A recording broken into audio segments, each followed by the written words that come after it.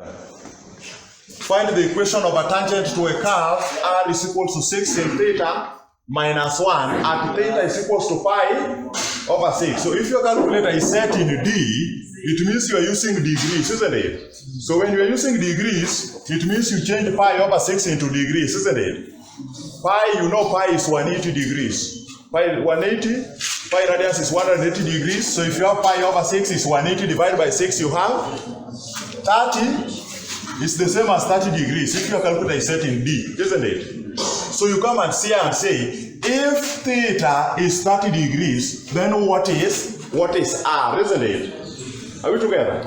What is R when theta is 30 degrees? R is 6 sine theta, which is sine 30 degrees minus 1. What is R when theta is 30 degrees? Unless you have a question. Give me the answer. The answer is 2. Sine 30 degrees is a half. 3 minus 1 is 2. What do you have? What do you have to be at? 2, isn't it? R is 2. So it means you have a polar coordinate r theta, where r is 2 and theta is pi over 6 or 30 degrees. So it means for you to find the equation of a tangent, you must have one known point and one unknown point, isn't it? So this means that this angle, this polar form r theta must be converted into x, isn't it? So how do we convert a polar form into Cartesian form? You know what? R is what? X is r cos theta, y is r sin theta. So what is x and y? R cos theta, r cos 30, 2 cos 30. What do you have? 2 cos 30? 0.866 times 2, that is 1. 1.7? 1.73. 1.73. Y is r sin theta, 2 sin 30. You get y to be? What do you find a y to be? 1. So it means this point r theta, you've converted it to xy, where you found x value to be 1. You found x value to be 1.73 and y value to be 1. So it means you now have one known point. For you to get equation of a straight line, you must have one known point and one unknown point, isn't it? So we already have one known point. Then what do we now look for? We look for the gradient of the tangent, isn't it? Then we equate the gradients, isn't it? You find the gradient using one known point and one unknown point, then you must have the known gradient. So how do we get the gradient of a tangent? The gradient of a tangent is the derivative of the curve, isn't it? Are you getting that? Gradient of the tangent is the derivative of the curve. So you come here, you've been given r is equals to 6 sine theta minus 1. So we are differentiating r with respect to theta, isn't it? So the r over the theta is, we said when you differentiate sine theta, you get cos theta, isn't it? So that is what we said in the last lesson. Cos theta. So it means we are going to get 6 cos theta. Are you seeing that? If you differentiate a constant, you get 0, isn't it? If you differentiate a constant, you get 0. So in the end, the r over the theta is 6 cos theta. But what is our theta? Our theta is pi over 6 or 30 degrees according to, or 30 degrees because we are using D in the calculator, isn't it? So what is this? What is 6 cos theta? What is 6 cos 30 degrees or cos pi over 6 if you are using pi radians? What do you get? 5 point? Does everyone have that value? 5.196. So you can approximately use 5.2. Are we together? So you found the r over the theta to be. So we found xy at the same time we found the r over the theta from the equation, isn't it? To be what? To be 5.2. You are done with that. You move to the next step.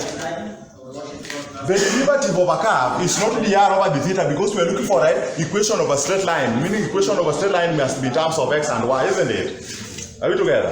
So from there, with this, we are looking for dy over dx, isn't it? So for us to get dy over dx in terms of r and theta, meaning we divide both numerator and denominator by the theta, isn't it? So that we are able to get dy over the theta divided by dx over the theta. We divide both numerator and denominator by the theta, isn't it? So what are we looking for? We know that y is r sine theta. So if we differentiate y with respect to theta, which we did in the last lesson, we found that dy over the theta is equals to, you take r step and you differentiate sine theta. You take r step product rule, we talked about that, isn't it? You take r step and you differentiate sine theta, you get cos theta. Then plus, you now take sine theta step, then you differentiate r. You get the r over the theta, isn't it? So what is your answer there? Come and write. What is your dy over the theta? Do the substitution. R, in our problem, r is 2. You are substituting, you see? R is 2. Cos theta, remember our theta is 30 degrees or pi over 6. So 2 cos 30, what do you get? 2 cos 30 to 1 point. This is r cos theta is the same as, by the way, r cos theta is the same as x, isn't it? Meaning this is the x value, isn't it? And somebody is telling me it is 1.73, isn't it? So this value is 1.73 plus what is sine theta? Meaning sine theta. Our theta is pi over 6, so 30 degrees if you're using D in the calculator. So what do you have there? Sine 30 degrees you have? 0.5. You have 0.5, then times, then it is times dr over the theta. Dr over the theta you got to be 5.2, isn't it? So if you work out this, what is dy over the theta? 1.73 plus 0.5 times 5.2. What do you get to be dy over the theta? What is dy over the theta? 2.43,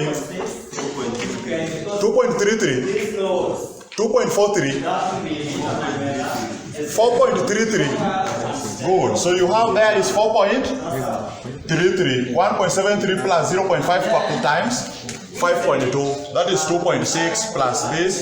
Yes. Good. 4.333. So you are done with that. What is left? We are left with the dx over the theta. That is the only thing we are now looking for, isn't it? Are we together? Good. So can you now look for dx over the theta? What is x? X is supposed to be r sine cos. X is r cos. X is r cos theta, isn't it? Are we together?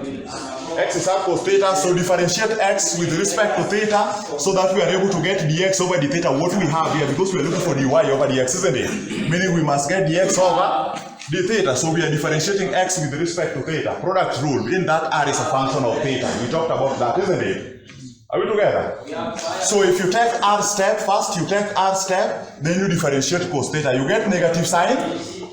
We talked about that, isn't it? Then now plus, you now take cos theta step and you differentiate r. You remain with the r over the theta, isn't it? Because if you differentiate theta, you get negative sin theta, you remain with the theta over the theta. The theta over the theta is silent. That is why we are not writing it, isn't it? Are we together? Good. So start the substitution. What do you have? What is r sine theta? R sine theta is y, isn't it? So it is negative y. What was the y value? Y value was 1. So this is negative 1, isn't it? Then plus cos theta. What is cos theta? Theta is pi over 6 in radians, or theta is 30 degrees in degrees. So what do you have as cos theta? 0.866, isn't it? Then it is times dr over the theta. Dr over the theta you found to be 5.2. So if you work out this value, what is the x over the theta? Then you go and you record your dx over the theta. What is dx over the theta? Negative 1 plus 0.866 times 5.2. You get 1.6. No, this is 0. 866. So here, It is big. You get 3.5? So it is just 3.5. Good. So it is approximately 3.5. So we found everything. We now want to look for the derivative. The derivative is the gradient of the tangent. We talked about that, isn't it? The derivative of the curve is the gradient of the tangent, not normal. The gradient of the tangent, because it is the tangent touching the curve at exactly that point without crossing it, isn't it? Good. So, can we now get the derivative of the curve? What is the derivative of the curve? This one is equals to dy over d theta divided by dx over d theta. So what is dy over d theta? 4.33. Then divided by dx over d theta is 3.5. So what is dy over dx? What is dy over dx? I believe you know where those ones are found in a structure of what they are. 4.33 divided by 3.5? Huh? You have 1.2? 1.24. Good. So you have 1.24. So you have dy over dx is 1.24. So you found the derivative of the curve. So the derivative of the curve, we said, is the gradient of is always the gradient of the tangent. Are we together? So if you are told to find the equation of the tangent, then the gradient of the tangent, you will always find it from the derivative of the curve. If you are told to find the equation of the normal, then you must get the gradient of the tangent first, isn't it? Because it is what comes from the equation from the derivative of the curve. Are we together? It's when you use the property of perpendicular lines to get the gradient of the normal. Are we together there? Okay? Good. Now after that, so what have you found? You found that the gradient of the tangent is, what is the gradient of the tangent? The gradient of the tangent is the derivative of the curve, dy over dx, isn't it? So we now work out our problem. So gradient of the tangent, gradient of the tangent you found is 1.24, isn't it? And how do you look for the gradient? See, you must have one known point and an arbitrary point, any point along the tangent line, isn't it? And one known point. The known point is 1.73 and 1, xy. Because that is the point the curve is sharing with the tangent. You found the gradient at this point, isn't it? Because you were substituting the values at this point. Remember, this is the Cartesian form of this. You were substituting the values at that point, meaning you found the gradient at that point. Are we together? Are we together there? So what do? You equate the known gradient and the unknown gradient to get the equation of the line, isn't it? So here it means the gradient is changing y over changing. The gradient m is changing y over changing x. So changing y is y minus 1. Changing x is x minus x value, isn't it? Are we together? Changing y is y minus y value. Changing x is x minus x value. Is that okay? Then you equate the two gradients to get the equation, isn't it? So what is the equation? Y minus 1 over x minus 1.73 is equals to 1.224. Then you just simplify that. Simplify that. Simplify that. So you have y minus 1, you take the denominator on the other side, is 1.24 into x minus 1.7, isn't it? Is that okay? Then what do you know?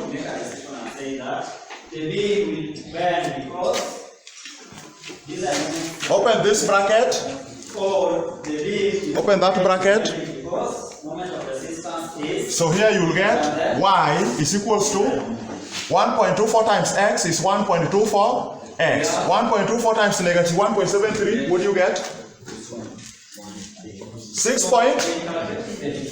It is negative 1.24 times negative 1.73.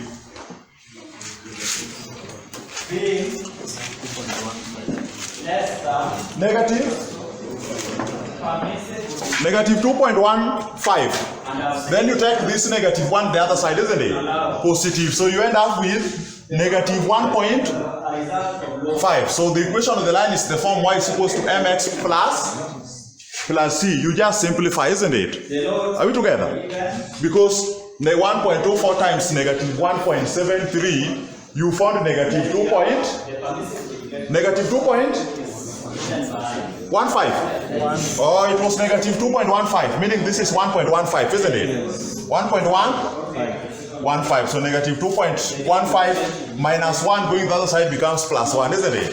So you remain with negative 1.15. So you found the equation of the line in the form y is equals to mx plus c, where m is the gradient, isn't it? Good. The same applies to here.